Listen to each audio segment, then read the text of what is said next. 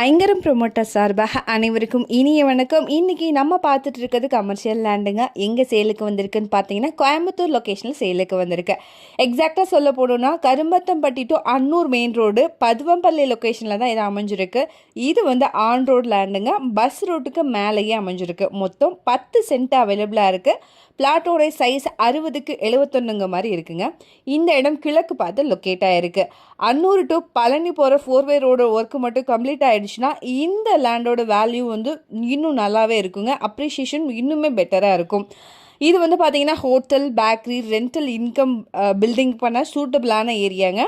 So இங்கே percent 13 lakh rupees வருது. அன்னூர்லேருந்து 5 kilometre தொலைவிலும், கருமத்தம்பட்டியிலேருந்து 11 கிலோமீட்டர் தொலைவிலையும், காடுவெட்டிப்பாளையம்லேருந்து 2 கிலோமீட்டர் தொலைவிலும் அமைஞ்சிருக்கு.